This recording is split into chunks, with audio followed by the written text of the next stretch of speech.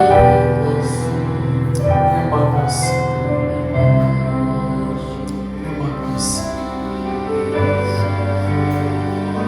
percaya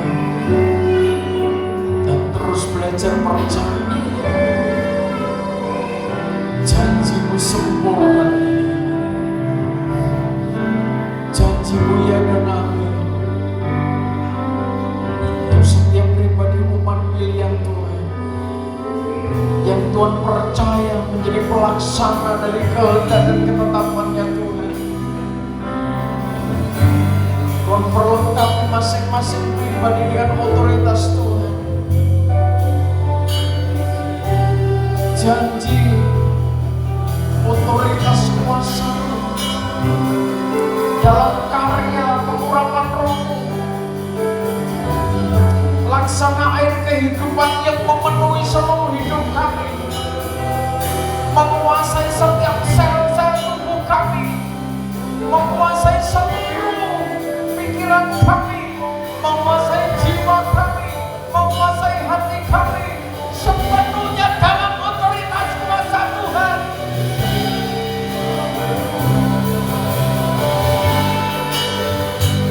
Terus bergerak bersama langkah kakinya Tuhan,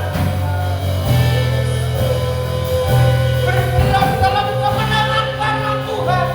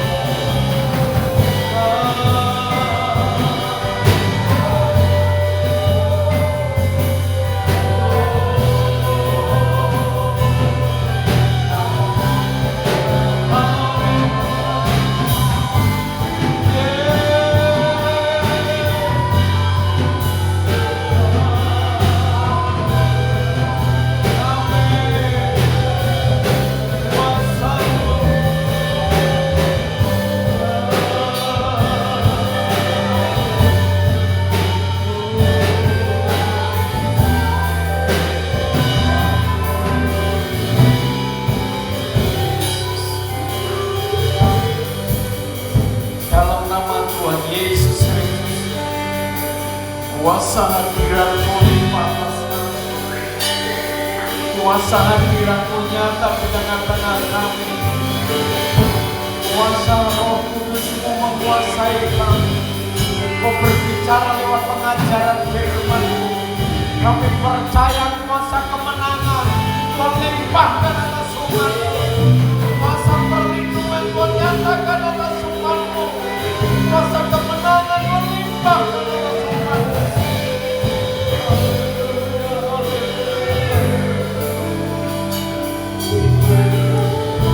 Terima kasih.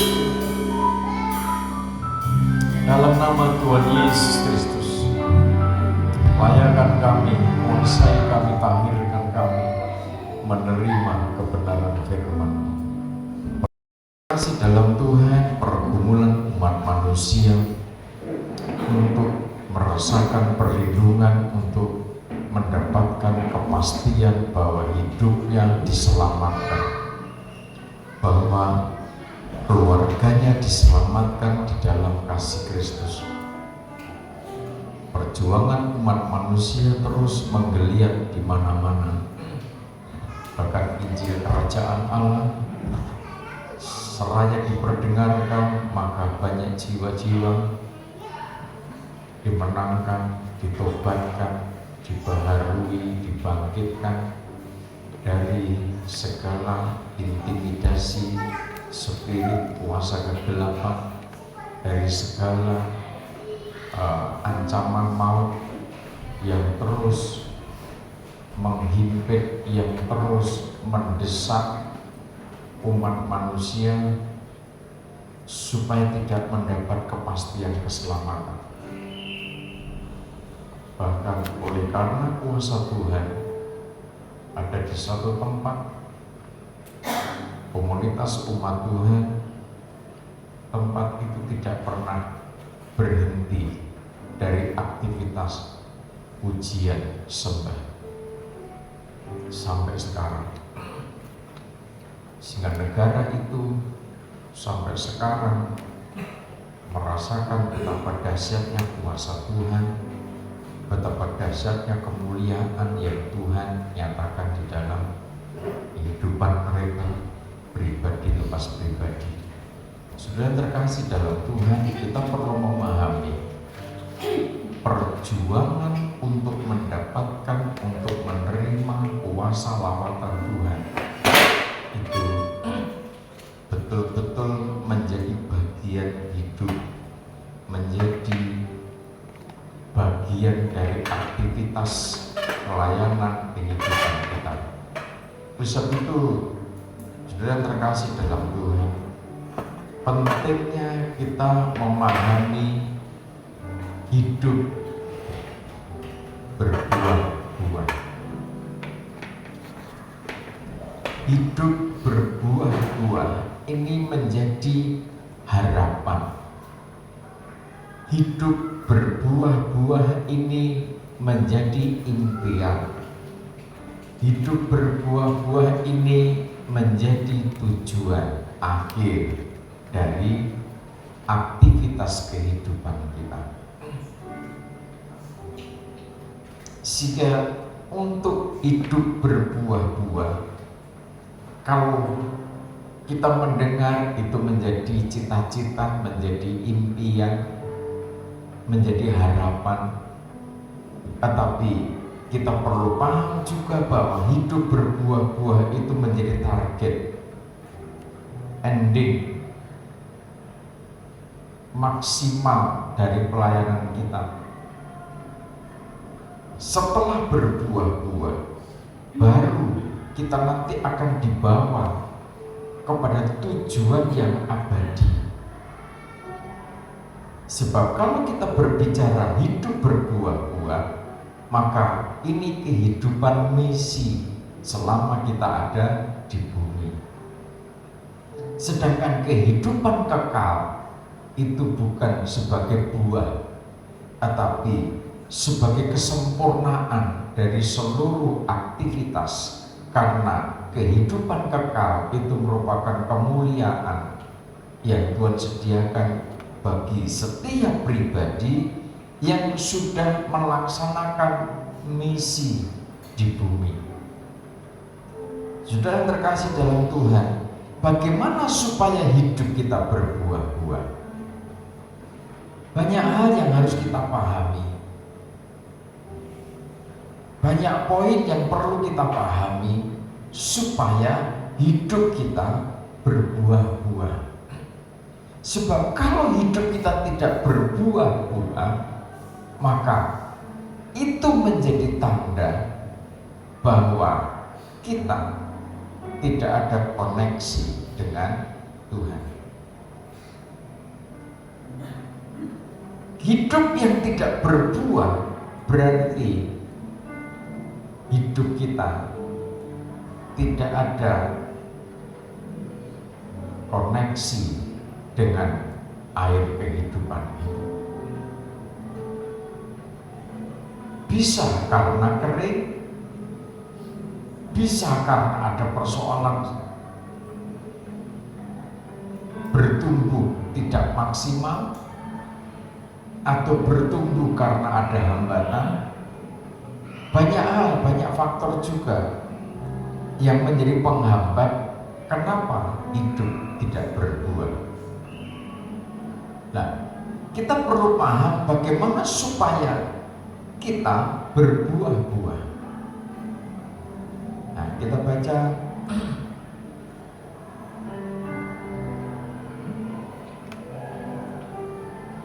kitab Wahyu pasal 22.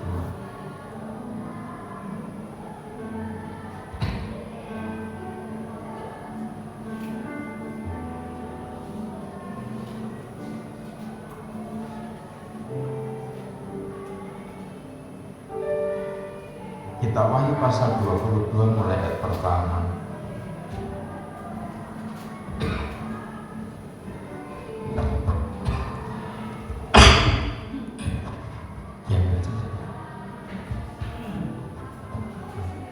Mas Firdaus,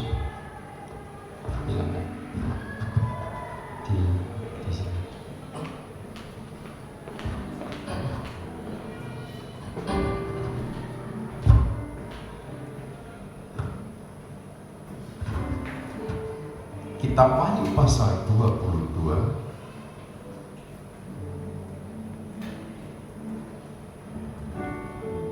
kita akan pahami bagaimana supaya pohon itu berbuah-buah,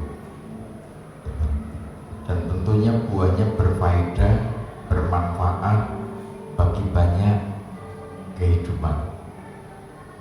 Bagaimana pohon itu bermanfaat? Tidak hanya buahnya, bahkan daunnya saja bermanfaat. Ada rahasia tersembunyi di balik itu semua. Mulai ayat pertama, Wahyu pasal 22.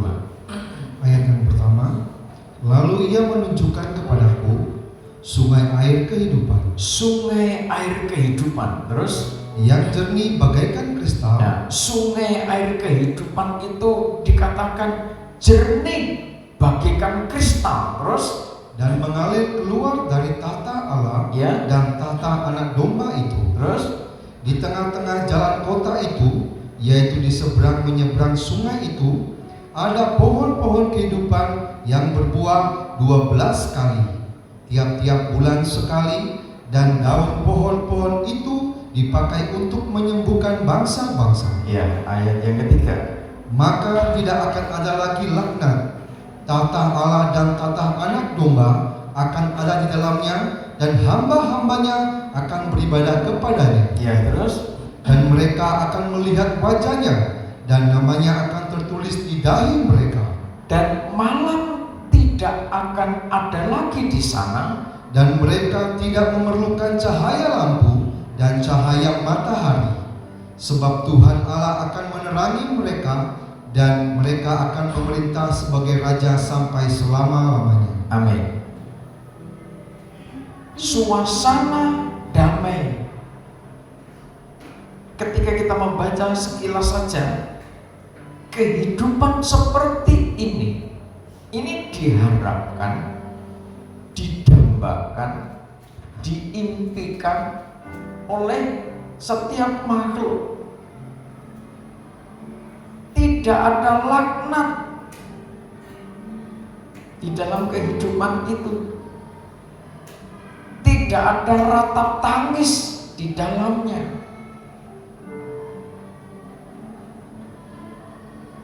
Suasananya adalah suasana hadiratnya Tuhan. Tahta Allah ada di sana.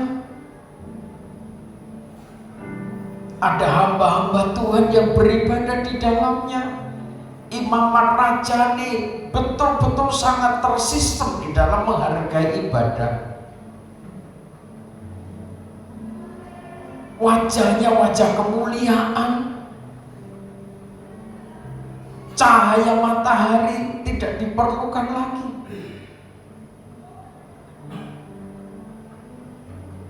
Karena Tuhan, Sang otoritas itu menerangi setiap makhluk yang ada. Yang terjadi hanya suasana damai, yang terjadi hanya suasana tenang. Tidak ada laknat, tidak ada kutuk sumpah serapah, tidak ada ratap tangis. Ini suatu kehidupan yang dikehendaki Tuhan. Satu tatanan kehidupan dalam otoritas kuasa kerajaan Allah. Dan kehidupan ini, komunitas ini, suasana ini yang disediakan Tuhan untuk umat manusia. Tuhan menghendaki ini terjadi di bumi, juga terjadi dalam masa kekal.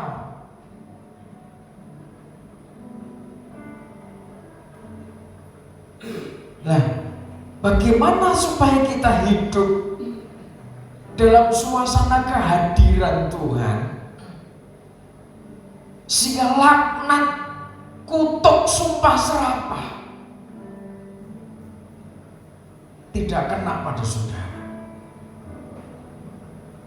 Dalam masa-masa sulit ini, kadang manusia gampang mengutuk. Dalam masa-masa sulit ini, kadang gampang-gampangnya manusia berdoa untuk keburukan sesama manusia.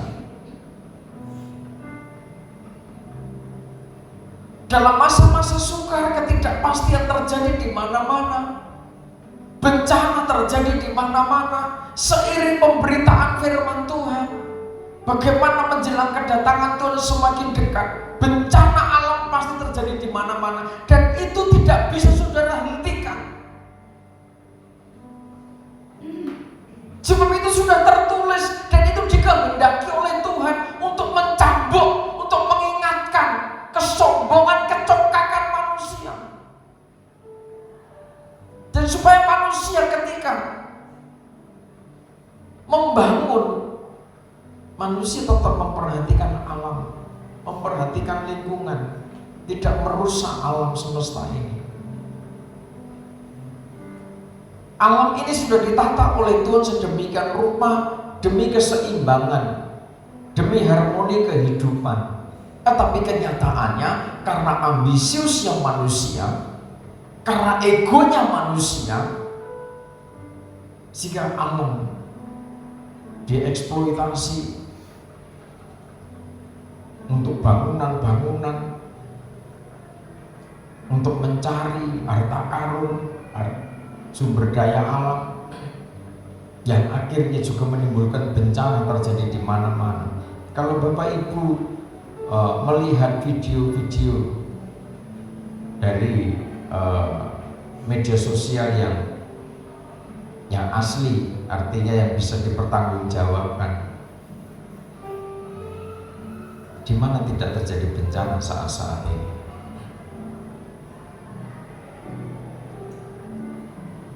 Mungkin manusia tidak bisa, mungkin bisa memperkirakan, memprediksi, oh tidak akan terjadi apa-apa, oh daerah kita aman. Kalau tahu-tahu Tuhan izinkan akhirnya bencana terjadi, banjir terjadi di mana-mana. Banjir bukan hanya air, tapi ada yang campur batu, bukan batu kerikil, batu besar-besar bisa gelundung, berbawa arus. Kalau sampah itu dulu daun-daunan, ranting-ranting kering, sekarang mobil jadi sampah. Terbawa arus air, banjir bandang.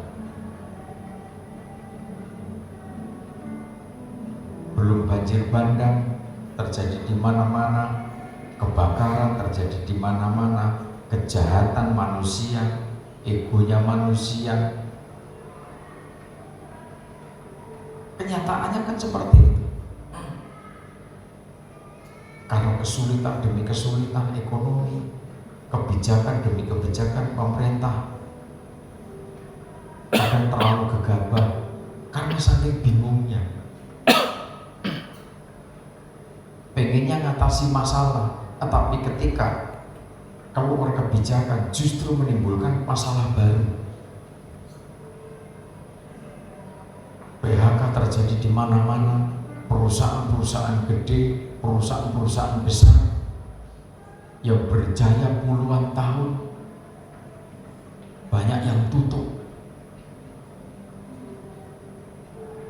Dalam situasi sulit seperti ini, Tuhan itu mau supaya manusia itu menghargai, menghormati, dan takut akan Tuhan. Sebenarnya itu saja. Ketika manusia itu menghargai Tuhan, takut kepada Tuhan, maka sesama manusia akan saling memperhatikan, sesama manusia akan saling menghormati, sesama manusia tidak saling menghujat, sesama manusia tidak saling membenci, sesama manusia tidak saling mendiskreditkan, menghakimi. Di bumi ini tidak ada manusia yang sempurna. Di bumi ini belum ada manusia satupun yang sudah mencapai kesempurnaan, belum ada. Semua sedang berjuang menuju kehidupan, tatanan kehidupan yang damai, yang bisa merasakan sejuknya, damainya, tenangnya, tentramnya kehidupan itu seperti apa. Oleh sebab itu, ketika kita memahami kebenaran firman Tuhan yang ditunjukkan kepada Yohanes Rasul di Pulau Patmos, Tuhan tunjukkan kepada Yohanes bahwa ada sungai air kehidupan yang jernih bagaikan kristal, mengalir keluar dari tahta Allah dan tahta anak domba.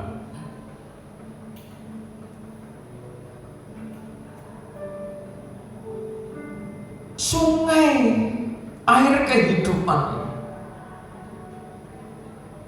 menggambarkan satu pengajaran firman Tuhan. Pengajaran firman Tuhan yang jernih seperti kristal, yang sumbernya dari tahta Allah, sumbernya dari tahta anak domba itu sendiri. Kenapa dari tahta Allah? Seakan kok di situ ada dua tahta. Ini menunjukkan pada satu karya penebusan dari kerajaan Allah. Tahta Allah Bapa menunjukkan pada otoritas kuasa kasih Bapa yang dialirkan kepada satu tatanan kehidupan demi menciptakan suasana damai, demi menciptakan suasana harmoni kehidupan. Tetapi dari tata Allah Bapa yang mengatur harmoni kehidupan itu tidak dihargai. Kemuliaan itu disabot oleh Lucifer. Dan akhirnya kuasa kasih dari Allah Bapa itu turun. Dia turun karena manusia di bumi sudah jatuh dalam dosa. Maka karya kasih Bapa itu turun. Dia hadir sendiri ke dunia. Dia hadir ke bumi dalam wujud manusia.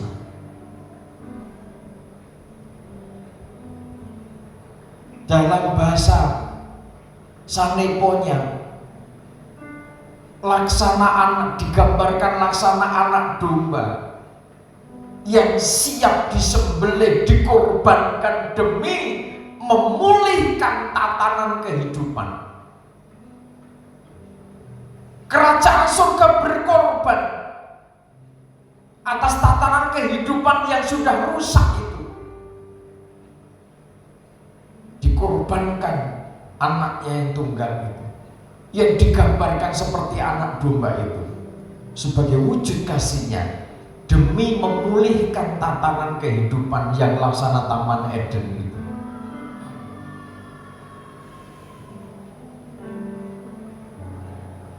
Air sungai kehidupan itu membawa umat Tuhan untuk memahami pengajaran betapa besar kasih Bapa itu, betapa jernihnya kasih Bapa itu, betul-betul yang kasih tanpa syarat. Kasih, bahasa Jawanya ada kata pamrih, kasih tanpa pamrih. Pamrihnya hanya supaya umat Tuhan itu balik dalam kemuliaan. Pamrih di sini mengandung pemahaman supaya yang memberi itu dapat keuntungan, mendapat faedah. Lah, kasih dari Bapa itu tanpa pamrih. Kalau kita bertobat, lah untungnya surga itu apa? Kan tidak ada. Manusia kadang menolong sesama, masih berpikir karena dia pernah melakukan sesuatu kepada kita, maka wajib kita nolong mereka.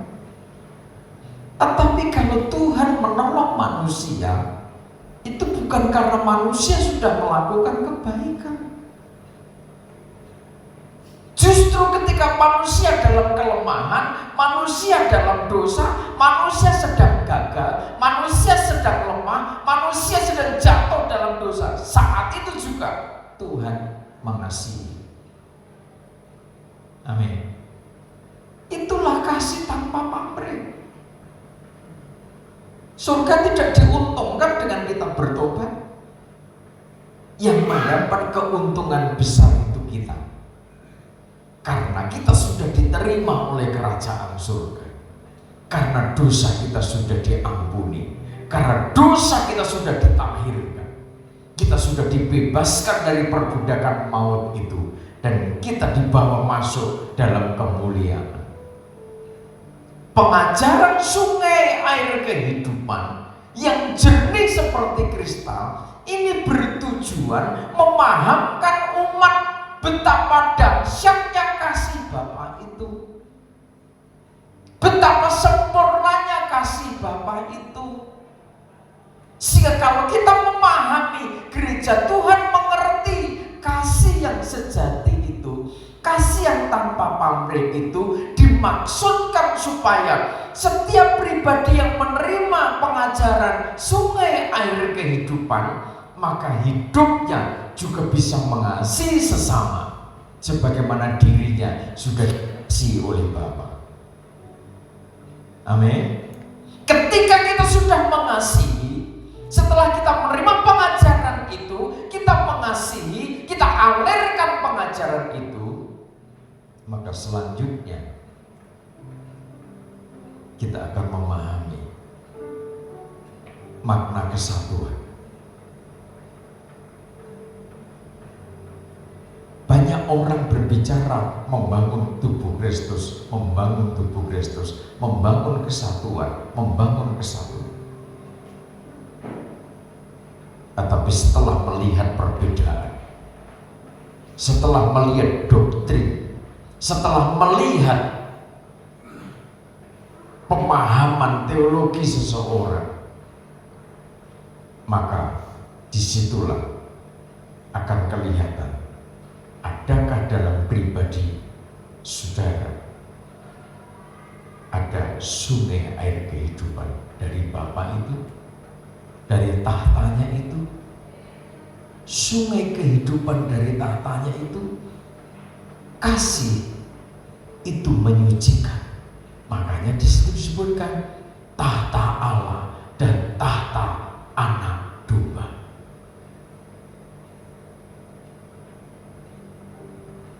Sebagai anak domba, tampil sebagai anak domba, dia berkorban untuk menyempurnakan lapisannya sebagai imam besar yang harus menyucikan gereja Tuhan. Jadi modal besar untuk para pelayan Tuhan, imamat yang rajani, yang dipercaya oleh Tuhan membangun gereja, mempersiapkan gereja untuk siap menyambut kedatangan Tuhan yang kedua. Maka modal besarnya adalah pengajaran sungai air kehidupan. Kalau sampai manusia menolak pengajaran sungai air kehidupan, berarti orang itu tidak mau membangun kesatuan.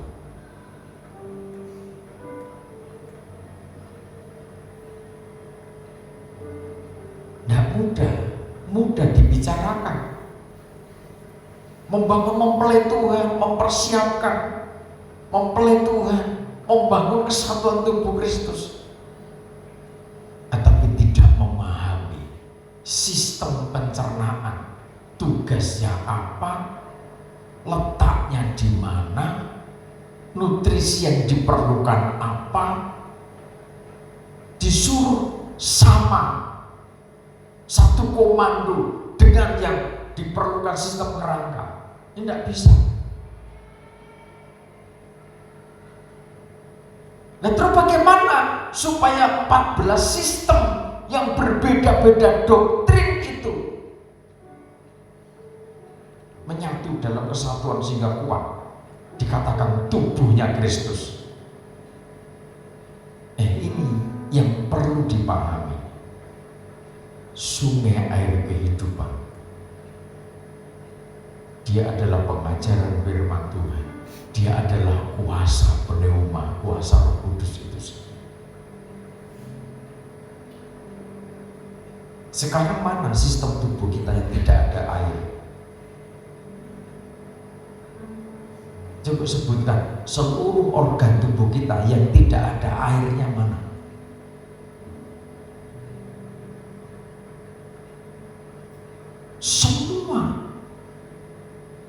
Semua organ tubuh kita ini ada kandungan airnya, dikuasai air. 2/3 tubuh kita dikuasai air.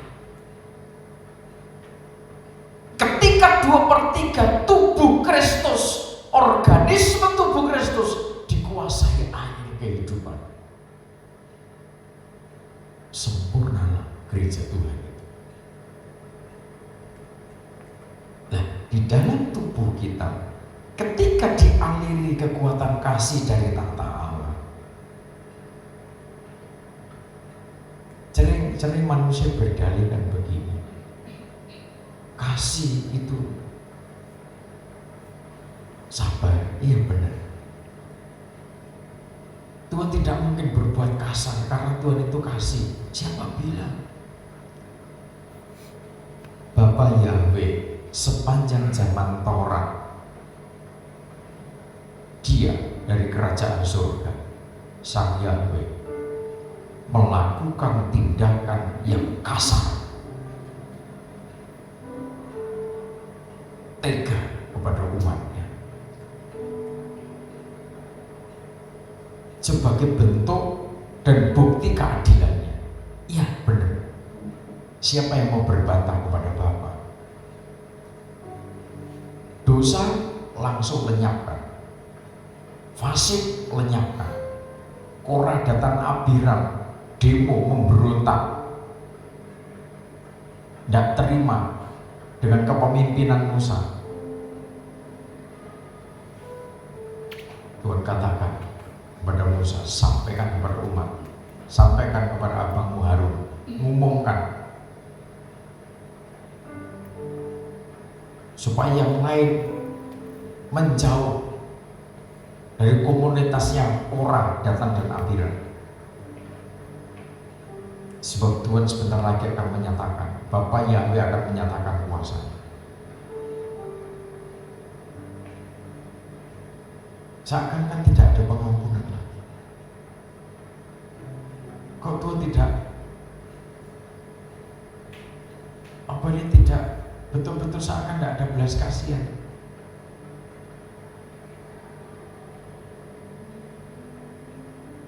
Bumi terbelah, golongannya Korah dan Abiram masuk ke situ. Setelah masuk ke lembah, jurang yang dibuat malaikat saat itu juga, langsung bumi itu nutup lagi. Jadi bisa bayangkan, apakah manusia masih bisa mengatakan, Bapak tidak kasar kok?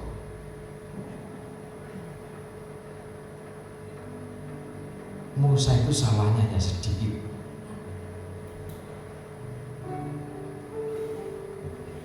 Ketika saat di seberang Yordan melihat gunung di seberang Yordan, di mana Musa dulu disuruh naik ke situ, suruh melihat tanah perjanjian dari seberang Yordan. Saya belajar, kok seakan kok Tuhan kok tega, seakan Tuhan kok tidak menghargai perjuangan Musa sekian tahun, 40 tahun. Jadi manusia tidak bisa berbantahan di hadapan Tuhan. Perjuangan Musa itu kurang apa? Sungai Yordan itu tidak lebar, apalagi sekarang. Saya kira zaman itu juga tidak selebar sekarang malah. Tinggal beberapa langkah sudah itu dari wilayah Kanaan. Tapi kenapa Tuhan kok seakan tidak menghargai perjuangannya Musa? Seakan Tuhan tidak menghargai air matanya Musa.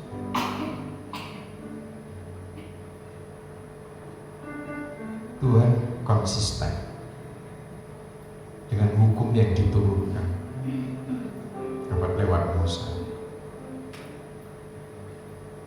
Keadilan di situ dinyatakan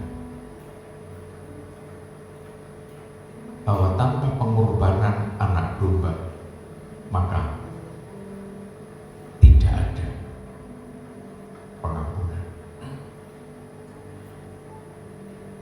Bukan anak domba secara lahiriah. Pengorbanan binatang tidak bisa mentahirkan dosa manusia. Tetapi dari tahta anak domba itu mengalir roh belas kasihan.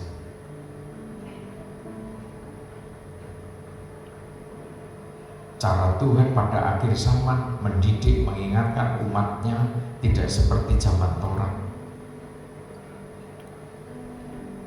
Cara Tuhan mengasihi gerejanya pada akhir zaman kemurahan, zaman anugerah ini, betul-betul Tuhan memberikan suatu kelonggaran yang luar biasa, memberikan kesempatan yang luar biasa untuk umat manusia itu berbenah diri. Coba ketika kita melakukan sesuatu yang tidak sesuai dengan kebenaran firman Tuhan, ketika itu terjadi, kita jalani, kita lakukan di zaman Taurat, kita sudah tidak ada semua. Tetapi oleh karena kasihnya, sungai air kehidupan itu, kehadiran sungai air kehidupan itu menjadikan pohon-pohon kehidupan itu beraktivitas. Ini bukti bahwa ada kehidupan, maka di situ ada aktivitas, bertumbuh, berkembang, berbuah-buah, sampai akhirnya buahnya itu bermanfaat bagi banyak orang. Barang siapa makan dari pohon kehidupan ini, dia akan hidup kekal sampai selamanya. Bahkan daun dari pohon-pohon kehidupan itu dipakai untuk menyembuhkan bangsa-bangsa.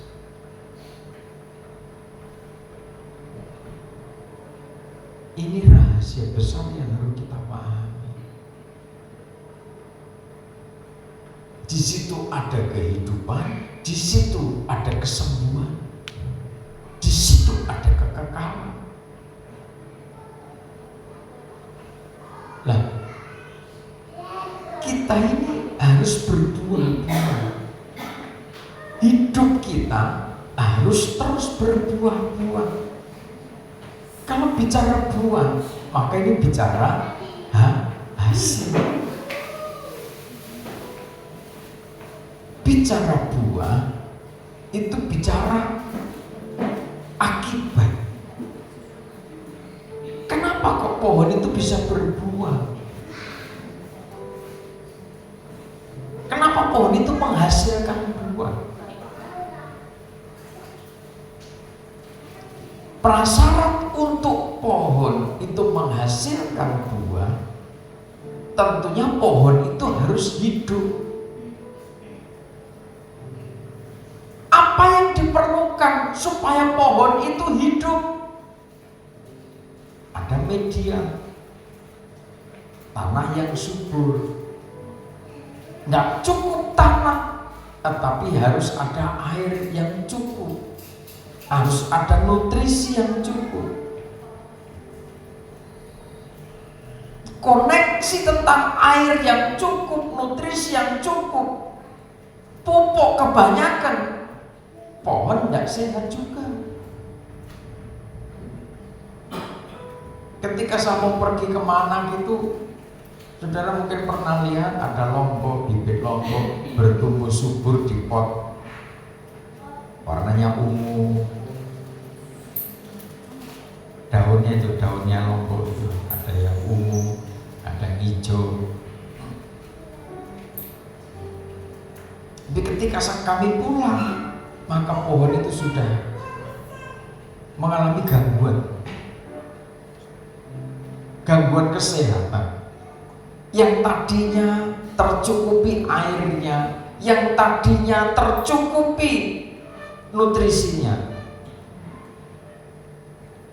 ternyata overnutrisi juga menimbulkan masalah.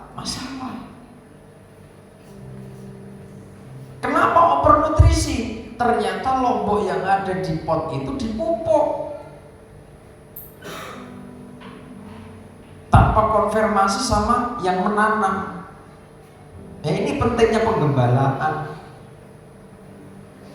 Makanya kalau saudara menyampaikan kebenaran firman Tuhan, sudah ditugasi menyampaikan kebenaran firman Tuhan, firman yang saudara sampaikan, teologi yang saudara sampaikan tidak ada koneksi dengan yang nanam, itu bahaya. Membuat tanaman itu menjadi mati.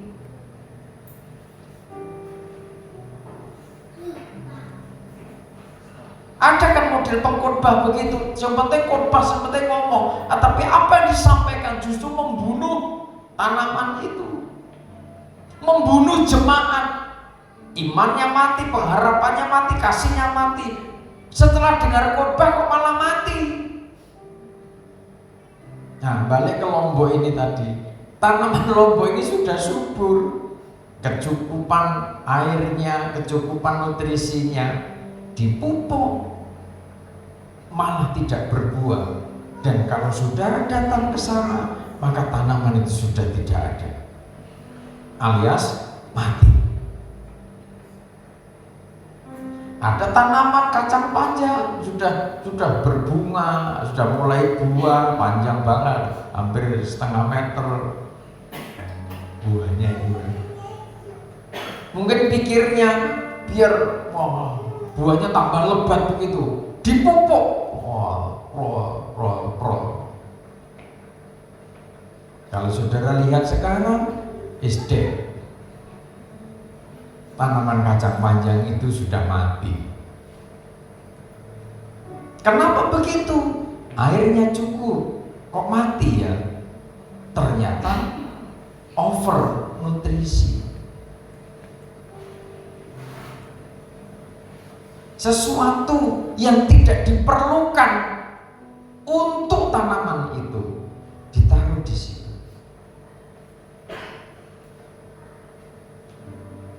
Manusia kan dikasih hikmat. Bagaimana memanage semuanya? Lah, ini bedanya. Kalau kita ini memahami banyak hal terkait kehidupan, jadi bicara buah itu bicara hasil. Kalau ada buah, maka ada pohon. Kenapa pohon itu berbuah normal? Berarti tercukupi nutrisi, tercukupi air. Lah, kehidupan gereja Tuhan tentunya harus demikian. Supaya kita hidup, maka harus tercukupi nutrisinya, tercukupi air kehidupan itu harus cukup. Kalau sampai kehabisan air kehidupan, maka kita mengalami dehidrasi spiritual. Ketika gereja Tuhan itu mengalami dehidrasi spiritual, maka kondisinya stagnan, macet. Oleh sebab itu, target dari air kehidupan itu supaya hadiratnya Tuhan itu kontinu. Di sana ada tahta Allah, di sana ada tahta anak domba. Bapa sangat mengasihi, sebagai bentuk kasihnya maka dia berkorban. Tujuannya apa pengorbanan itu? Untuk menyucikan kita, untuk mentahirkan kita, supaya kita bisa beribadah kepada Tuhan. Ibadah yang bagaimana? Ibadah yang diselimuti, yang dinaungi hadiratnya Tuhan. Di dahinya namanya tertulis. Ini menggambarkan kehidupan orang-orang yang beribadah memiliki pikiran Kristus. Kalau nama Kristus itu ada di pikiran kita, nama Kristus itu ada di hati kita, maka disitulah kehidupan damai sejahtera tercipta. Kalau kehidupan damai sejahtera itu tercipta, wah ya, saudara itu mau beraktivitas apapun, mau beraktivitas seberat apapun, maka suasana damai itu yang mendatangkan kemuliaan, yang mendatangkan sukacita, yang mendatangkan buah-buah kehidupan yang sempurna, dan itu pasti. Jadi rahasia kemuliaan Tuhan itu sebenarnya berada pada pribadi lepas pribadi yang terus hidupnya terkoneksi dengan air kehidupan. Pikirannya pikiran Kristus, jiwanya jiwanya Kristus, hatinya hatinya Kristus. Damai. Kalau ku cari damai, hanya ku dapat dalam Yesus. Kalau ku cari ketenangan, hanya ku temui di dalam Yesus. Tak satu pun dapat menghiburku, tak seorang pun dapat menolongku. Hanya Yesus jawaban hidupku.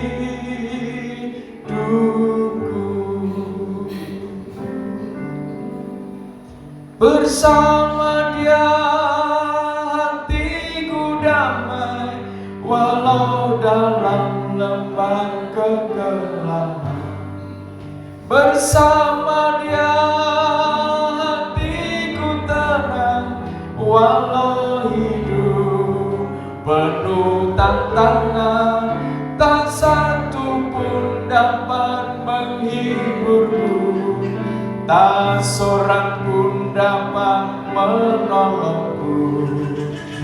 Hanya Yesus jawaban hidupku. Saudara, ketika saudara kalut, ketika saudara betul-betul sesak, ketika saudara gundah gulana, seakan-akan tidak bisa berpikir lagi, seakan-akan tidak bisa memutuskan perkara, harus bagaimana aku melangkah?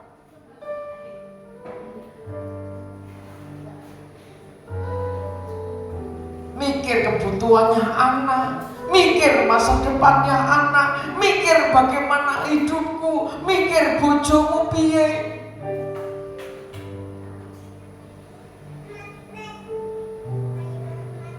Coba di saat-saat seperti itu kita sadar diri. Bersama Dia hatiku damai, walau dalam lembah. Bersama Dia hatiku tenang, walau hidup penuh tantangan. Tak satu pun dapat menghiburku, tak seorang pun dapat menolongku. Hanya Yesus jawaban hidupku. Ada saatnya suamimu mengecewakan, ada saatnya istrimu mengecewakan, ada saatnya anak-anakmu mungkin mengecewakan saudara, tidak sesuai harapan. Yang tua mengatakan semakin tua kok rasanya semakin berat, semakin tua semakin menderita, semakin tua semakin tidak enak.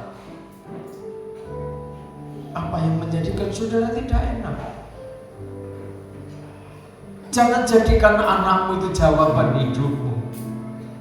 Jangan jadikan suamimu itu jawaban hidupmu. Jangan jadikan istrimu jawaban hidupmu. Jangan jadikan hartamu jawaban hidupmu. Jadikan Yesus itu jawaban hidup. Jadikan sungai kehidupan yang sumbernya dari Bapa itu satu-satunya jawaban saudara. Jadikan tahta anak domba sumber air kehidupan itu jawaban hidupmu. Dia yang mampu menyegarkan jiwamu. Dia yang sanggup mengobati batinmu. Yang sanggup menenangkan pikiranmu. Bersama Dia hatiku tenang, walau dalam lembah kekelaman. Bersama Dia hatiku tenang, walau hidup penuh tantangan, tak seorang pun dapat menghiburku, tak seorang pun dapat menolong. Hanya Yesus jawaban hidupku.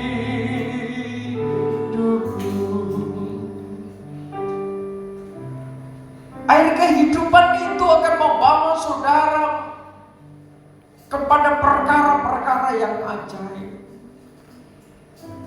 Coba saat sunyi, saat senyap, saudara belajar manfaatkan waktu yang senyap, yang sunyi itu untuk keluar dari zona nyaman. Saya percaya dalam waktu yang tidak lama saudara merasakan dahsyatnya kuasa Tuhan mengangkat saudara, membebaskan saudara, membawa, menarik saudara.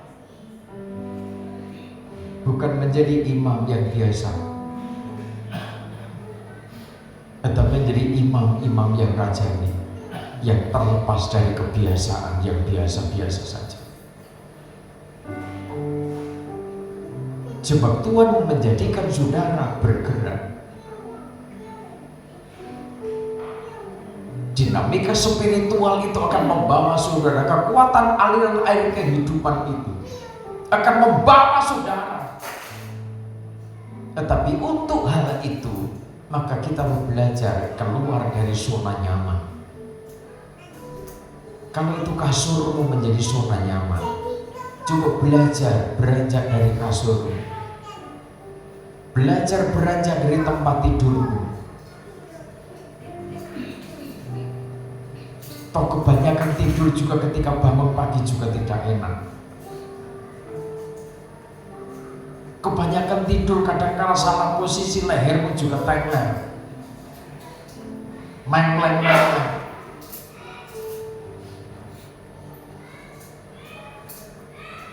Coba tariklah dirimu menjauh dari zona nyaman itu.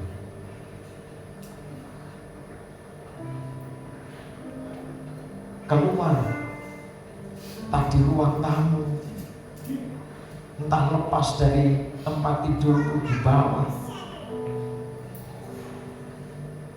Kalau areanya luas, mungkin di kebun atau di teras. Coba mulai belajar merenungkan, menerima dalam keheningan aliran air kehidupan itu menguasai saudara dari tahta Allah.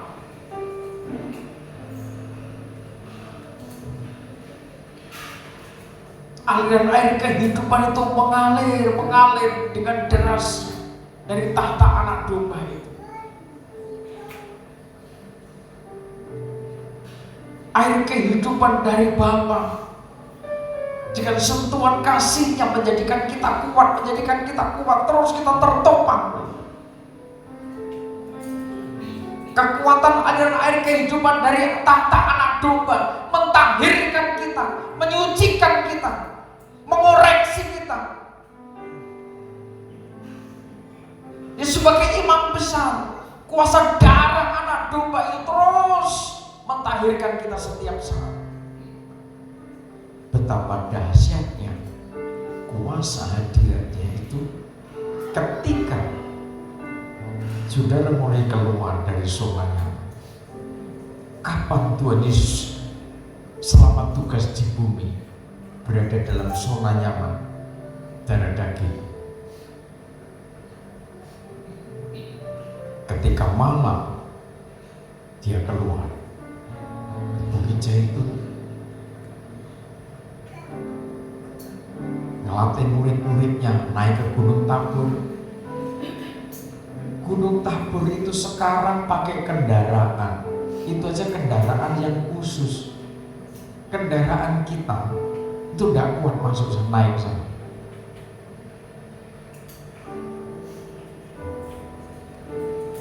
Seperti apa ini, Hiace dari produknya Mercy, tanjakan, tikungan, tanjakan tajam, nanjak, tikungan tajam sampai ke puncak Gunung Tabor. Sekian ribu tahun yang lalu Tuhan Yesus bawa murid-muridnya ke situ jalan kaki.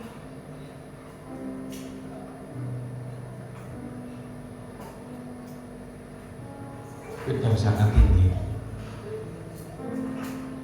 Pagi-pagi benar dia juga naik ke bukit lagi.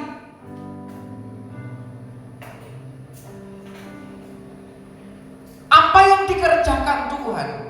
Mendidik kita untuk bisa merasakan, bisa menangkap, menerima kekuatan air kehidupan itu. Membangun koneksi dengan Bapa, membangun koneksi dengan Imam Besar yang tidak terputus.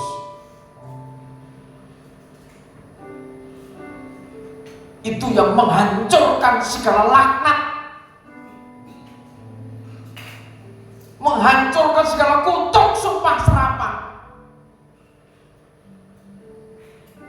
Saudara, hati-hati, bisnis akhir zaman ini juga masih ada orang-orang yang sengaja mau menyusahkan saudara dengan kutuk, sumpah serapah, dengan kekuatan setan supaya bisnis saudara bangkrut, supaya tidak ada pelanggan, tidak ada relasi.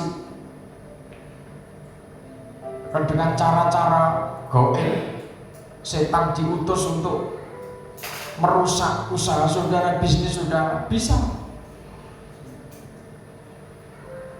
Saya pesan sama anak-anak pengelola gede itu hati-hati. Nah, masih muda semua, kalau tidak hati-hati, pengunjung wirawiri ke situ, pengunjung wirawiri ke situ. Kalau tidak berjaga, tidak waspada, nanti dibuat kisruh. Manajemen bisa dibuat kisruh, SDM-nya bisa dibuat kisruh, akhirnya kesurupan. Kalau pengelola sebuah usaha sampai kesurupan, Anda bisa bayangkan. Kesatuan tidak ada, kerukunan tidak ada, yang masuk roh pemberontakan, kan bahaya.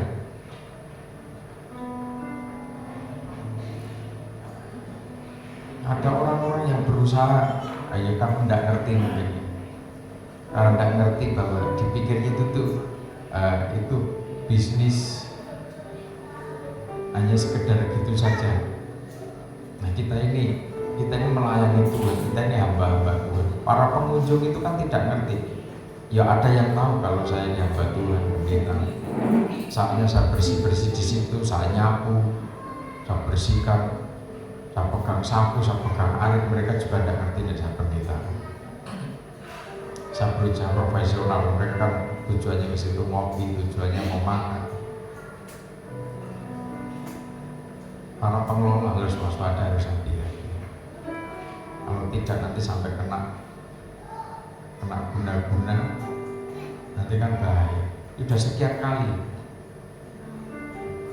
kedai itu ditutup sama orang-orang yang iri, sama orang-orang yang dengki. Sudah sekian kali. Bahkan itu terang-terangan datang ke situ naruh kembang setaman, terus tenang aja itu, saya urusi. Cuman kan saudara sebagai pengelola hati-hati. Intinya jangan jauh, jangan putuskan koneksi saudara dengan air kehidupan dari tata Allah dan tata domba. Aman. Tapi kalau sudah tidak nurut, tidak hati-hati, tidak waspada, apa yang saudara kerjakan menjadi sia-sia.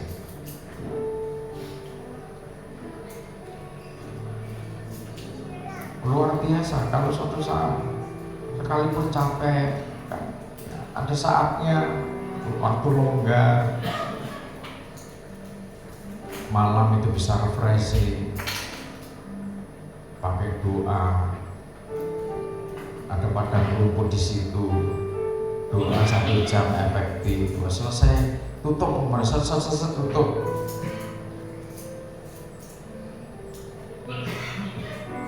Manfaatkan waktu atau pagi, wah itu luar biasa.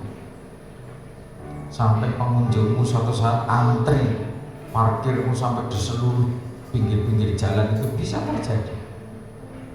Yang pernah saya katakan, minta pelanggan berapa orang, kuat berapa sehari,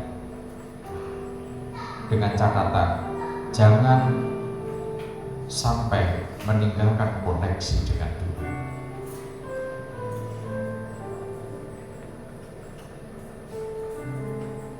Di luar sana banyak kok, ada kedai itu buka hanya 5 jam.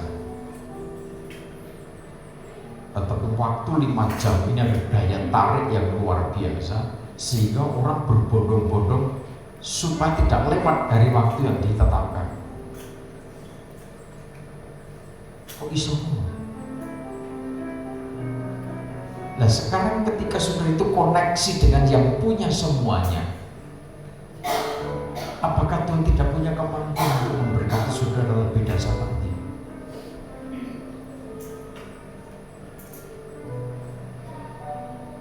Perbesar potensi SDM bagus, perbesar potensi modal bagus, perbesar potensi semua tempat infrastruktur kalau memungkinkan bisa, tidak apa-apa.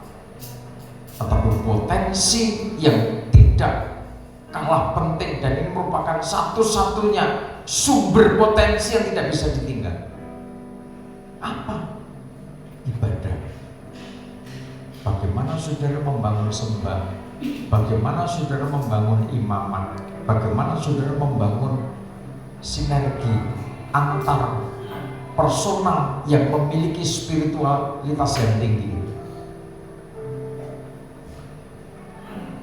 sehingga bekerja tanpa kenal lelah seperti jemaat Efesus. Jemaat Efesus yang kerja tanpa kenal lelah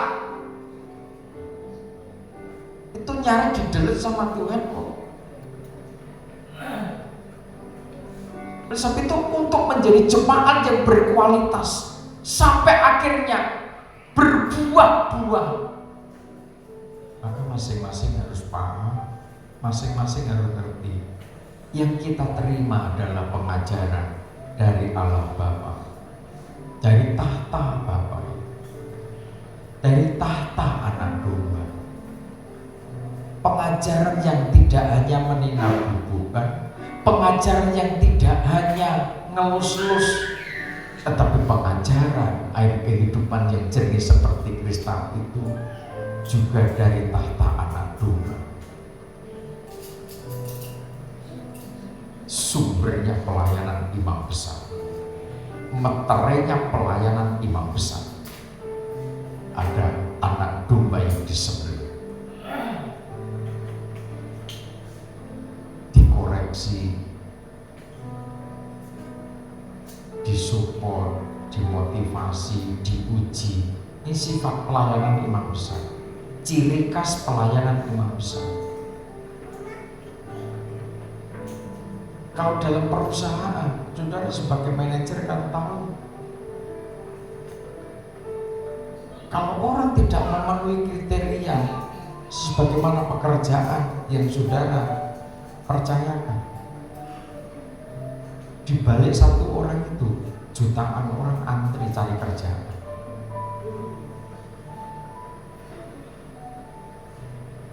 Artinya saudara sebagai pimpinan perusahaan, saudara bisa pilih.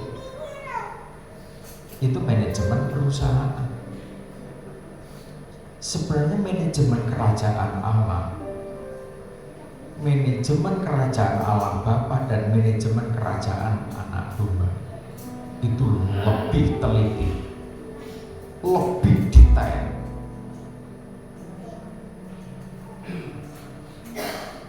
lebih teliti, lebih disiplin lagi. Nah, oleh sebab itu, saudara yang terkasih dalam Tuhan, yang menjadi jawaban atas hidup itu, ketika kita ini menerima kekuatan air kehidupan itu membawa ketenangan, air kehidupan itu membawa kekuatan, air kehidupan itu membawa kuasa, air kehidupan itu membawa perubahan. Ini ciri pelayanan imam besar. Kalau tidak mau berubah, saudara mau bersaing dengan cara bagaimana?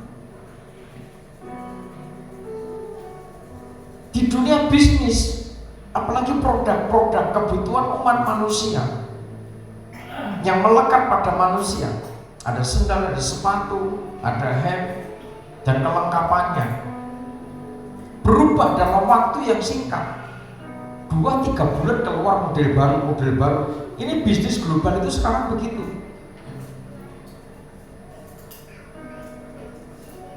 Sepatu, sendal, dalam waktu kurang 2 bulan ini sudah ada keluar model baru, terus seperti ini. Kenapa kok begitu?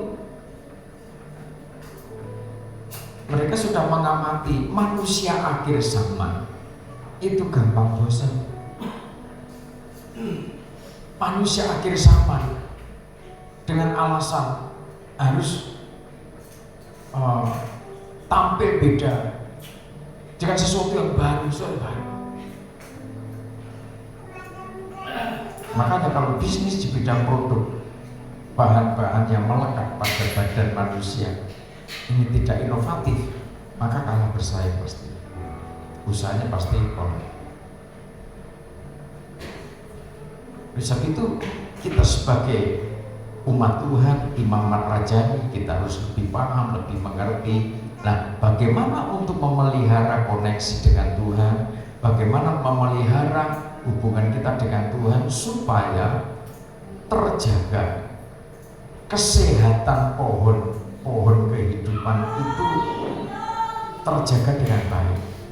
Kita sebagai umat Tuhan yang digambarkan laksana pohon yang ditanam di tepi aliran air yang tertulis dalam kitab Yeremia pasal 17 itu, kita harus terjaga dengan baik.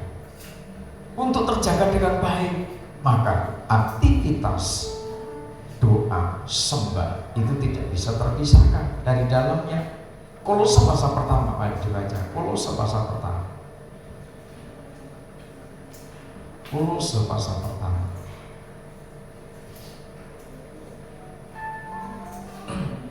Kolose pasal pertama ayat 9. Ayat 9. Sebab itu sejak waktu kami mendengarnya, kami tiada berhenti-henti berdoa untuk kamu. Kami meminta supaya kamu menerima segala hikmat dan pengertian yang benar, ya, untuk mengetahui kehendak Tuhan dengan sempurna. Jadi ini tugas para hamba Tuhan. Ini tugas para full timernya Tuhan. Di tengah-tengah umat Tuhan, ketika melihat, ketika mendengar kondisi umat Tuhan dengan berbagai varian persoalan, dengan berbagai kondisi imannya, berbagai kondisi kasih dan pengharapannya, maka tugasnya seorang hamba Tuhan itu terus berdoa supaya umat Tuhan tidak cukup berhenti pada pengurapan roh, tetapi supaya umat Tuhan itu menerima segala hikmat, supaya umat Tuhan menerima makrifat. Ketika umat Tuhan itu menerima hikmat dan makrifat, maka umat Tuhan juga akan mengetahui kehendak Tuhan dengan sempurna. Umat Tuhan memahami kebenaran firman. Umat Tuhan ngerti kehendaknya Tuhan. Umat Tuhan ngerti maksudnya Tuhan. Di balik proses, di balik teguran. Jangan merasa kalau ditegur, kenapa yang salah kok aku terus. Kalau kesalahan kemarin sudah selesai, tidak diulang lagi, apakah tidak ada kesalahan yang lain? Saudara mengerjakan sesuatu, satu ruangan, disapu dulu atau dipel dulu?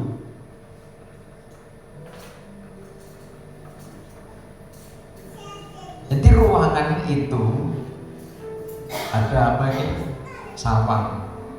Sawang itu sarang laba-laba itu lama-kelamaan kan kotor kan.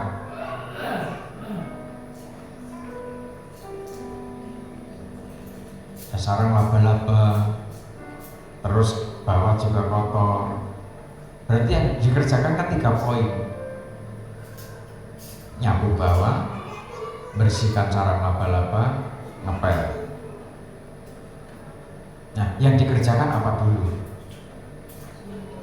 Kalau yang dikerjakan itu nyapu dulu, terus ngepel, terus akhirnya baru bersihkan sarang laba-laba, bener apa keliru?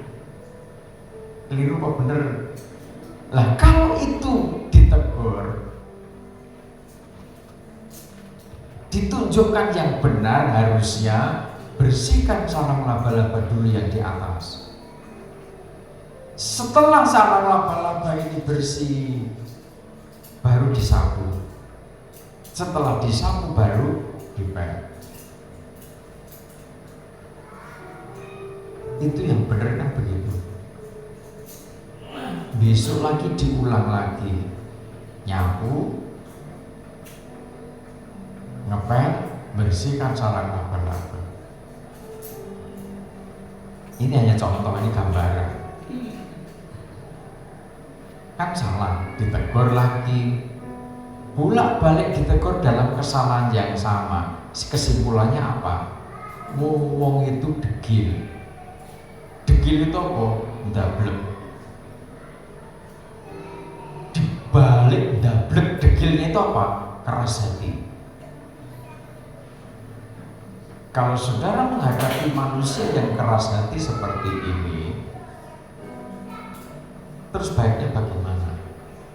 Kalau dilepas di masyarakat, itu suatu saat dipermalukan oleh tindakannya sendiri. Ditegur lagi dalam hal yang sama, bisa meningkat tidak? Jelas tidak.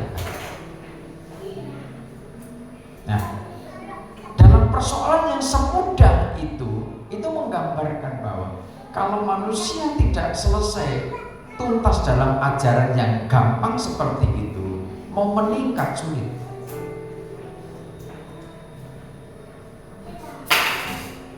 Jadi leader tidak bisa. Seorang leader harus mengajarkan yang benar itu seperti ini. Bagaimana saudara bisa ngajar kepada anak buah ketika saudara sebagai leader juga melakukan yang salah?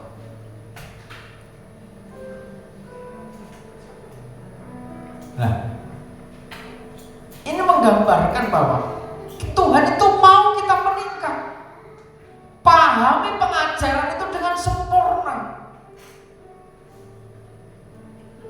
Bukan berarti ketika kita memahami pengajaran dengan sempurna, terus kita tidak mikir bagaimana anak sekolah. Udah tidak perlu sekolah. Bentar lagi Tuhan datang kok. Tidak usah sekolah. Ini sebentar lagi Tuhan datang. Ini jam sekian Tuhan datang.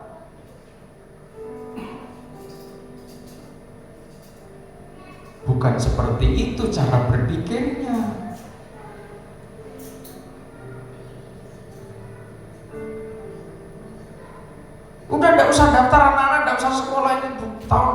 paguyuban ini sudah masa sukar. Kita sudah mengungsi kepada pengungsian ini.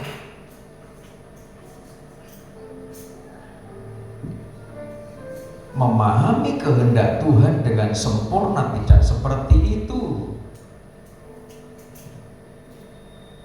Tentang saat Kronos dan Kairosnya nanti, Tuhan sudah saatnya masa harpazo terjadi, pengungsian terjadi. Itu pekerjaannya Tuhan. Saudara rasa ngoyo golek kaplingan.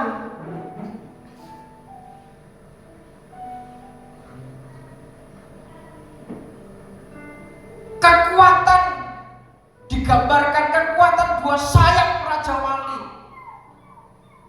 akan menerbangkan saudara ke tempat itu nanti.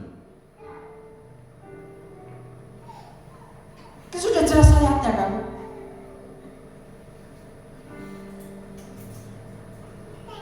Satu diangkat, satu tinggal.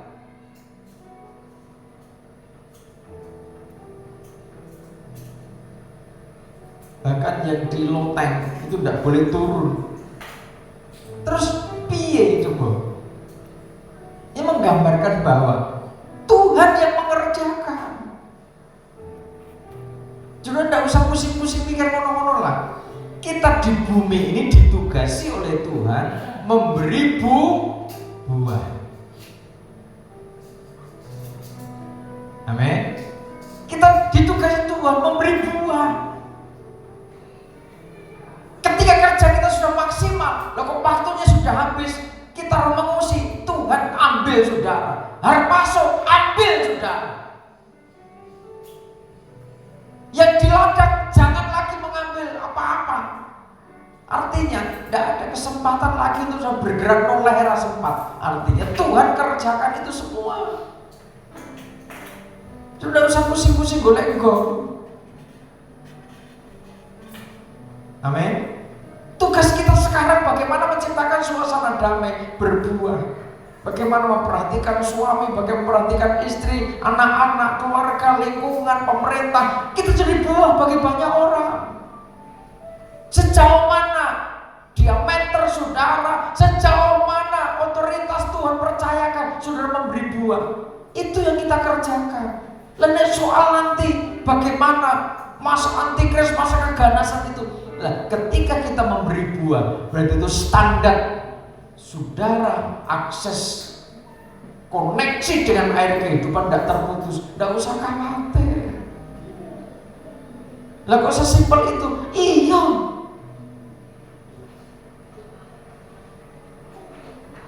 Boleh kunci sepi itu, lereng Bromo kono sini, kono kan lahar malah.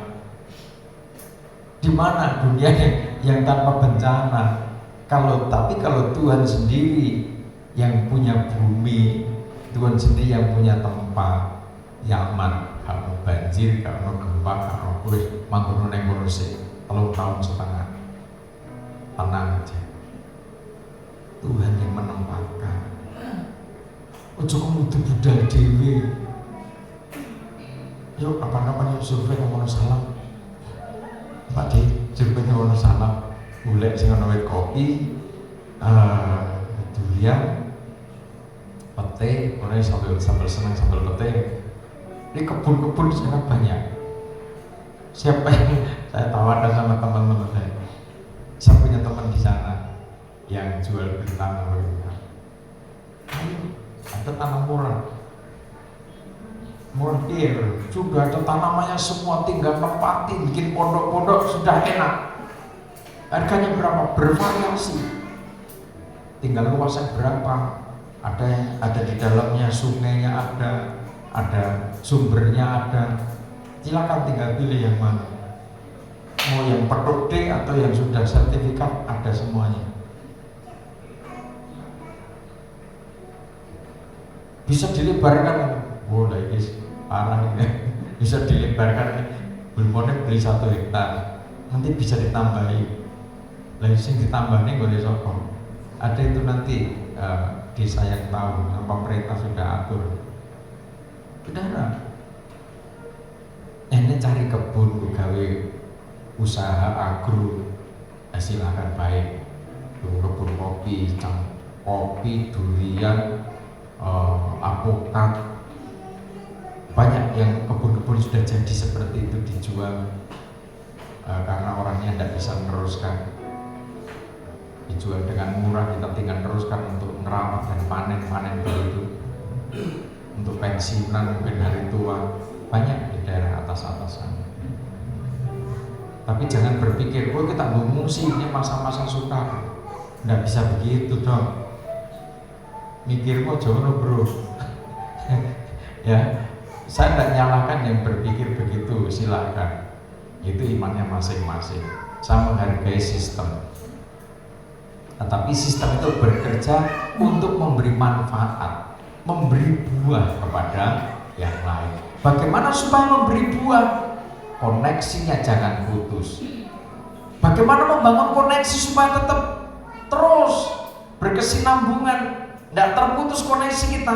Wah, seorang hamba Tuhan adalah berdoa. Bukan berarti hamba Tuhannya kok, pendetanya kok, gembalanya kok, tapi semua ini punya tanggung jawab. Dan tiada henti-hentinya berdoa, mendoakan umat, supaya umat terus merasakan perlindungan Tuhan, kekuatan Tuhan.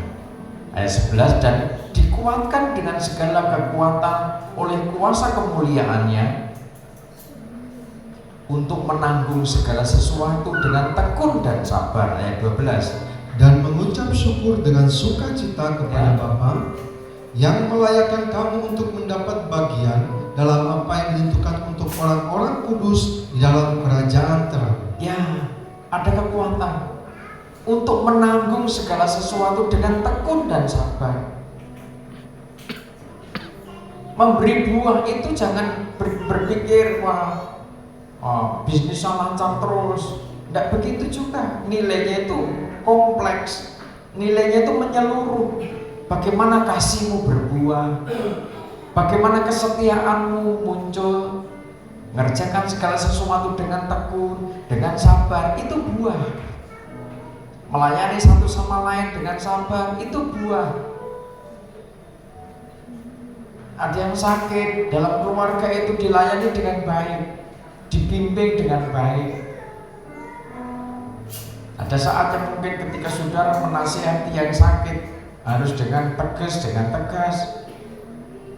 Silakan jaga semuanya supaya semuanya itu boleh merasakan hadiratnya Tuhan. Itu buah. Bertekun orang gampang bicara, tapi bagaimana menjalani ketekunan itu? Lah masing-masing punya poin untuk bertekun ketika diuji, bersabar ketika diuji. Itu ada kekuatan supaya kita mampu, kita cakap menanggung.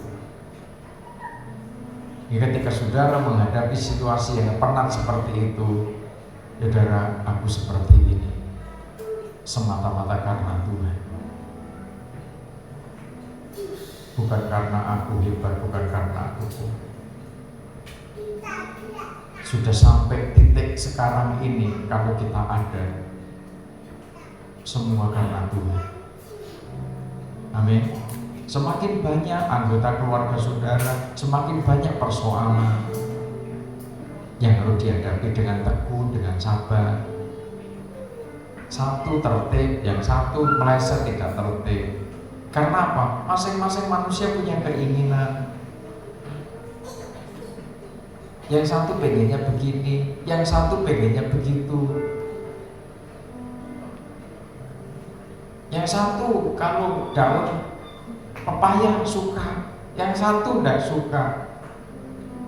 Yang satu sayur kangkung suka, oh yang lain tidak suka.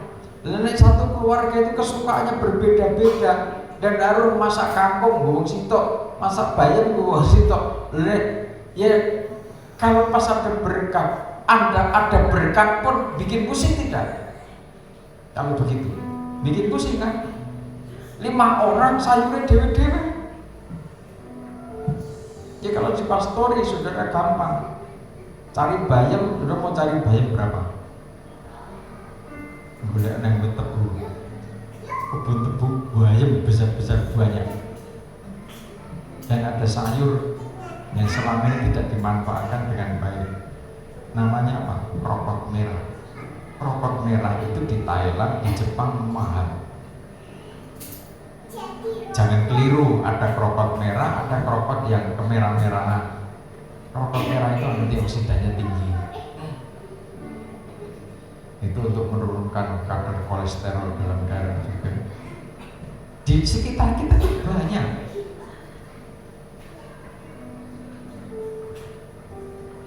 Di Indonesia itu apa ya? Dipandang sebelah mata, kadang dibuang-buang gitu. Padahal itu mahal. Di Tiongkok, di Jepang itu kalau pas panen itu dipanen terus diawetkan. Di sana sangat menghargai tanaman-tanaman herbal. Itu di sayur segar juga enak. Setelah diawetkan seperti dibuat asinan begitu kalau di Jepang. Mahal. Di Indonesia sangat banyak. Tidak banyak yang memanfaatkan sayur krokot merah. Saudara, sabar, tekun, jalani semuanya itu. Apa yang bisa kerjakan, sehingga tidak uring-uringan. Bisa nyapu, kerjakan. Dan untuk waktunya tinggal aja, nanti yang lain akan kerjakan. Kalau semua dikerjakan dengan damai karena Tuhan, karena aliran air kehidupan, ini kan damai. Tapi ini ada yang error satu. Wah, aku sudah ini kok. Berarti kalau sudah kerjakan satu poin, tidak kerjakan yang lain. Kalau rumah saudara, lingkungan saudara kecil, gak apa-apa. Kalau seperti bypass, Pastori, Pak Dir, podo luasnya, wis, orang kembut-kembut. Mau bersih ini, bersih itu, nyapu sana, nyapu sini, nyapu luar, nyapu dalam. Saya ngajari bagaimana bersihkan toilet, bersihkan kamar mandi dan sebagainya, harus diajari. Pelajaran pertama udah cukup, nggak perlu diulang-ulang, dosen itu turun. Sampai bersihkan kloset itu seperti apa, saya ajari. Katanya sudah Pak, sudah dibersihkan. Kalau kamu tidak pernah punya rasa malu, tidak apa-apa, biar seperti itu. Tapi kalau kamu masih punya rasa malu, uratmu masih lengkap, mesti dibersihkan. Kloset itu kloset standar Amerika, kan sangat bersih putih itu kan. Jadi coklat, bentuknya juga seperti itu. Saya ajari bagaimana caranya membersihkan. Saya tidak cuma ngomong kok, saya bisa ngerjakan itu. Jadi air kehidupan yang mengalir pada kita, menguasai pikiran kita, menguasai hati kita, jiwa kita. Bukan hanya bicara soal itu, memang spiritual, rohani, tetapi akan membawa tindakan yang jasmaniah ini kepada pribadi yang bijaksana, yang berhikmat, bermakrifat. Ketekunannya tampak, kesabarannya tampak, kesetiaannya juga semakin matang, kerelaannya juga semakin matang. Kan begitu. Ayat seterusnya, Ia telah melepaskan kita dari kuasa kegelapan dan memindahkan kita ke dalam kerajaan anaknya yang kekasih. ya terus, Di dalam Dia kita memiliki penebusan kita, yaitu pengampunan dosa. amin, puji Tuhan. Dipindahkan air kehidupan dari tahta anak domba itu, menyucikan kita, melengkapi kita dengan kekuatan hikmat dan marifat, melengkapi kita dengan kuasa, melengkapi kita dengan kekuatan untuk bisa menanggung segala sesuatunya dengan tekun, menanggung segala sesuatunya dengan sabar, dengan sukacita, seraya mengucap syukur. Terima kasih Tuhan, Tuhan sudah memberikan kekuatan. Terima kasih atas semua yang Tuhan beri dalam hidup kami. Ajari kami bertekun, ajari kami setia. Ketika kita mengucap syukur hati kita damai. Kita dipindahkan dari hati yang gelap, dari pikiran yang gelap, dipindahkan dalam kerajaannya yang kekasih. Kita bertekun, kita sabar, kita cakap menanggung beban-beban itu. Kita sabar melayani satu dengan yang lain, sabar dengan istrimu, sabar dengan suamimu, sabar dengan anak-anakmu. Itu sedemikian rupa Tuhan kerjakan. Untuk kita saling bahu-membahu, mencipta suasana damai dalam keluarga yang diberkati Tuhan, sehingga di situ ada penebusan, pengampunan dosa. Kuasa maut dikalahkan, kuasa iblis dikalahkan, oleh karena saudara menerima kekuatan air kehidupan dari tahta anak Tuhan dan tahta Bapa. Tuhan Yesus memberkati. Haleluya. Kalau ku cari damai, kalau ku cari damai, aku dapat dalam Yesus. Aku cari ketenangan, aku temui di dalam Yesus. aku dapat menghidupku. Tak seorang pun dapat menolongku, hanya Yesus jawaban hidupku. Bersama Dia hatiku damai, bersama Dia hatiku damai. Kita bangkit berdiri. Bersama Dia hatiku tenang, walau hidup penuh tantangan, tak satu pun dapat menghiburku, tak seorang pun dapat menolongku. Hanya Yesus jawaban hidupku.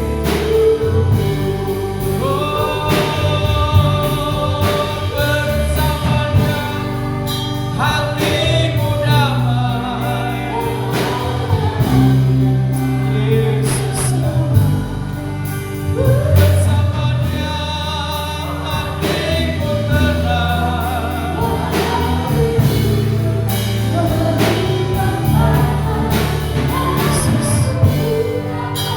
Oh,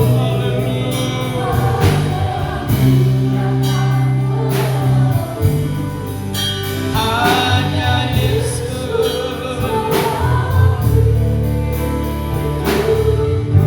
Kau wanita dari awal,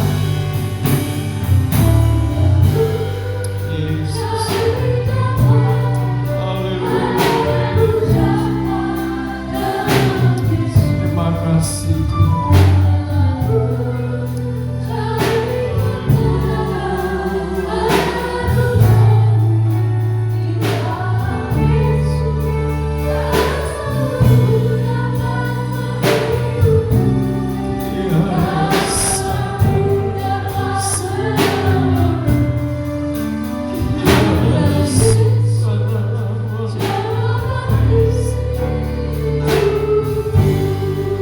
Kembali ke wanita dari awal, Yesus.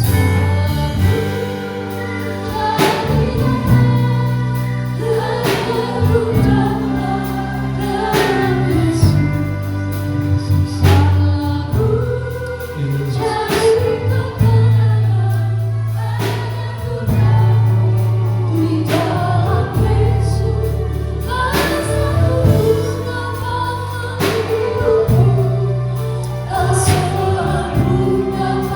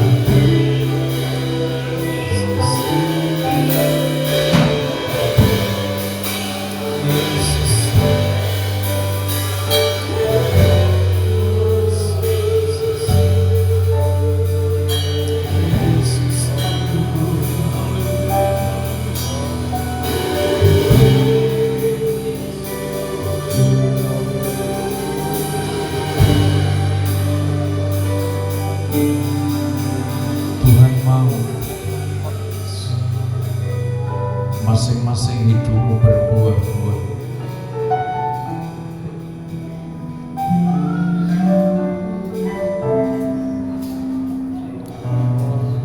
Pentingnya membangun koneksi dengan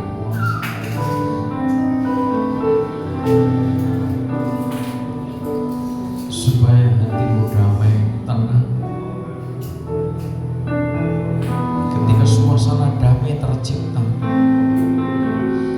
menyatunya imaman rajani di bumi, menerima pelayanan imam besar agung itu,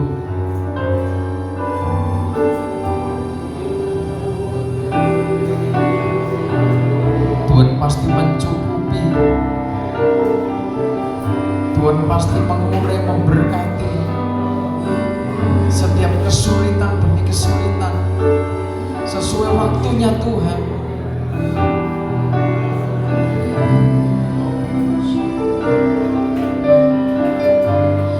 Dalam suasana damai itu, dalam suasana tenang itu, Tuhan mengerjakan hidupmu.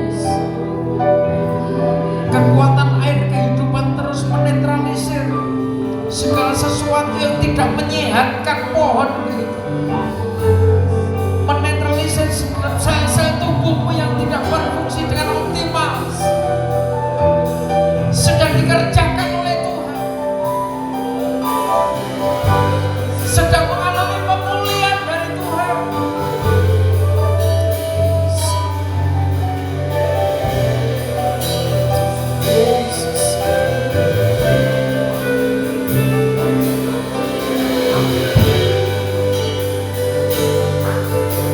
Ketika hatimu dikendalikan kuasa Roh Kudus, ada ketenangan yang dahsyat.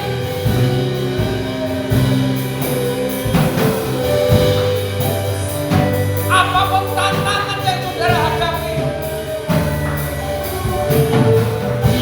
kuasa air kehidupan sanggup membawa saudara dalam kemenangan.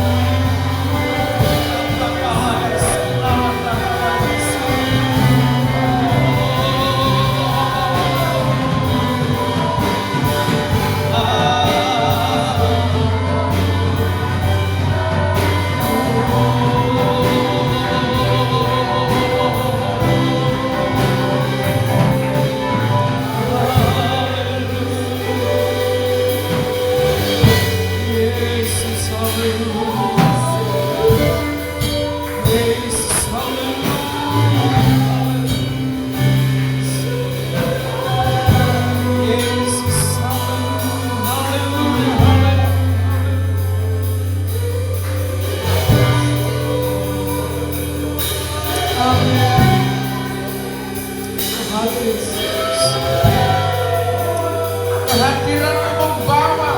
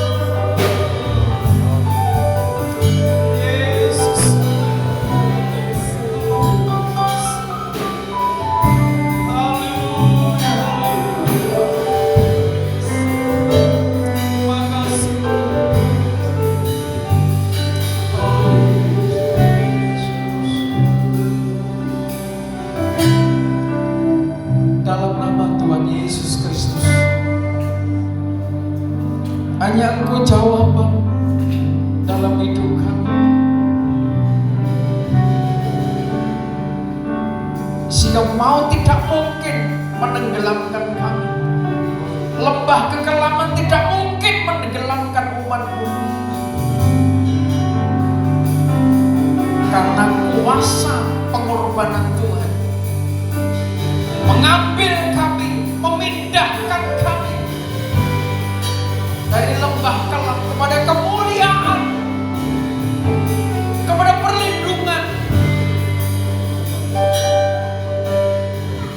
Wilayah penggembalaan yang dilindungi Tuhan, wilayah penggembalaan Tuhan sudah tetapkan bagi kami, di mana umat-Mu yang tergembala dalam pengajaran air kehidupan boleh mendapatkan perlindungan Tuhan, boleh mendapatkan kemenangan dari Tuhan, boleh mendapatkan pemulihan dari Tuhan.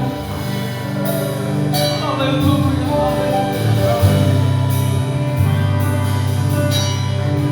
Saatnya Tuhan membawa umat dalam kebangkitan spiritual. Saatnya umat-Mu tegakkan semuanya dalam kebangkitan hikmat dan makrifat Allah. Nyatakan kuasa-Mu.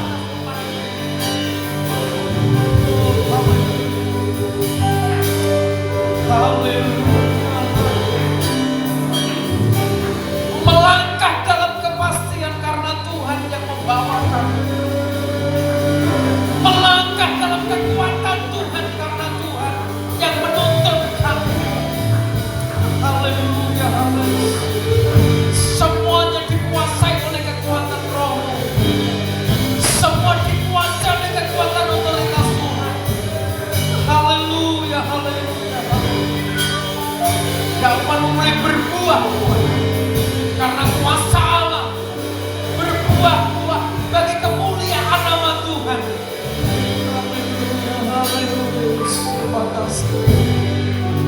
Dalam nama Tuhan Yesus Kristus, memberkati gereja Tuhan, memberkati para hamba-Mu, dimanapun umat-Mu, hamba-hamba-Mu berada, di kota, pelosok-pelosok, sampai pedalaman, kami percaya Tuhan sudah menempatkan para hamba Tuhan menjadi saksinya Tuhan yang berbuah, dan perlindungan Tuhan sebagaimana janji-Mu dinyatakan atas gereja Tuhan. Terima kasih Bapa. Bangsa kami diberkati Tuhan, bangsa kami diberikan perlindungan. Para pemimpin bangsa ini berikan roh yang takut akan Tuhan, sehingga bisa berpikir bijaksana. Pribadi-pribadi yang memiliki hati untuk membangun bangsa ini. Dari Bapak Presiden, Wakil Presiden sampai pimpinan-pimpinan lembaga-lembaga negara yang ada, para staf semuanya sampai daerah-daerah diberkati Tuhan. Apapun yang bisa kami kerjakan di negeri ini, kami kerjakan demi kemuliaan Tuhan.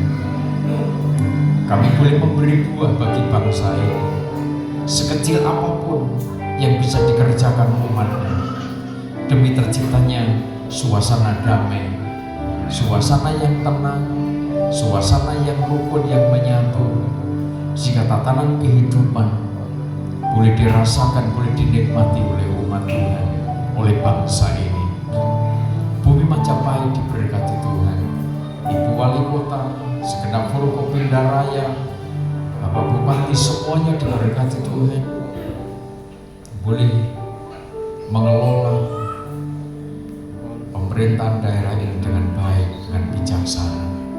Kami ada di dalamnya, kami merasakan perlindungan Tuhan di bumi Majapahit. Maka saatnya umat Tuhan tegak bangkit dalam kemuliaan Tuhan, mewarnai bumi Majapahit dalam kedamaian, dalam ketenangan, dalam kerukunan. Terima kasih Tuhan, kami terima berkat-berkat-Mu, kami terima anugerah Tuhan, kami terima pengampunan dari Tuhan itu